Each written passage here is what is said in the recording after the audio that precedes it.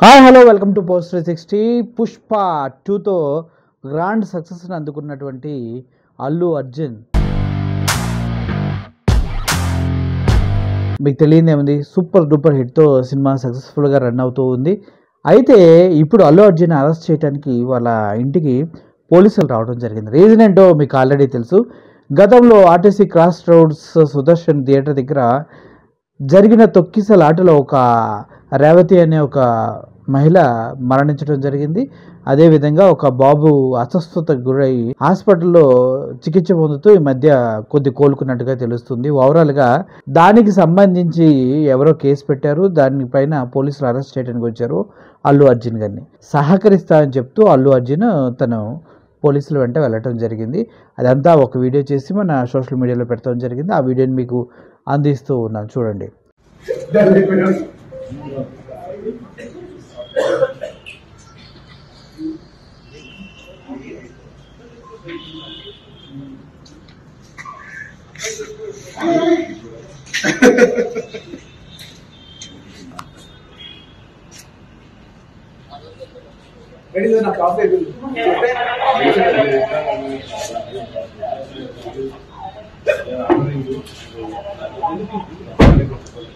Sir మీరు ఏం order చేస్తారు? మీరు ఏం ఆర్డర్ చేయలేదు, ఎందుకంటే అర్థం మార్చుకుంటారు.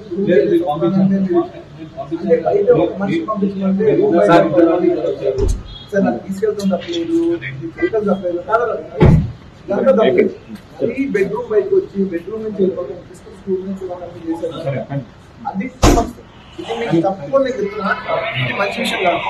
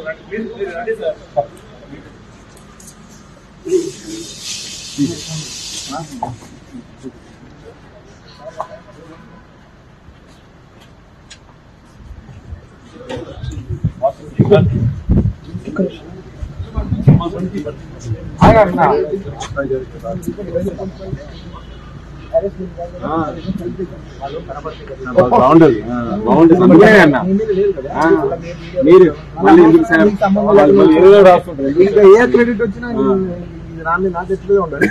గుడ్డైనా